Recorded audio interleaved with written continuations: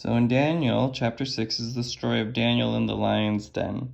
So as a refresher, Darius, the king, really respects Daniel and makes him a high ruler in his kingdom, but other counselors trick him into making a law that if people petition other gods or someone else besides Darius for the next 30 days, that they'll be thrown into a den of lions. And then they catch Daniel praying to God, and so Darius has to follow through with his law, and throw Daniel into the den of lions.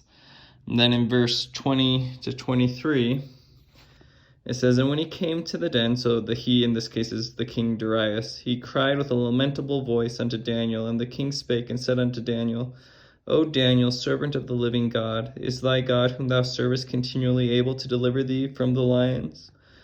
Then said Daniel unto the king, O king, live forever. My God hath sent his angel, and hath shut the lions' mouths, and that they have not hurt me, forasmuch as before him innocency was found in me, and also before thee, O king, have I done no hurt." This reminds me of an experience that happened to me on my mission. When I was serving a mission in Costa Rica, there was one time we were knocking on doors and asking if people wanted to hear our message of Jesus Christ. And when we came across this little alleyway that had a gate in front of it. So we opened the gate, and inside this alleyway, there were about 6 or 7 doors. So we knock on the doors, and no one's home in most of them, but in the last door, there is someone home.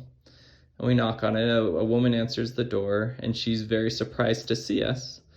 And she's not interested in hearing our message, but she asks us if the dog gave us any trouble. And we look, and at the end of the alleyway, there's a dog just lying down, relaxing. And we said, no, it's just been lying there the whole time. But anyway, she wasn't interested, so we left. And as we started to walk away, all of a sudden, the dog gets up and goes crazy. It's a big dog, and growling, and it charges at us as fast as it can run. It's charging full speed at us. Just as we walk through the gate and close it, and then it slams up against the gate, trying to bite our hands through the gate. But it was too late, and we just walked out. And that whole time we were knocking on doors, and that whole time we were talking to the woman, we were protected. That dog that was evidently the guard dog that of the alley didn't hurt us. And it made me think of this story, and I was grateful that God protected me. And it might not have been a den of lions, maybe not that dramatic, but to me it was a miracle that God protected me.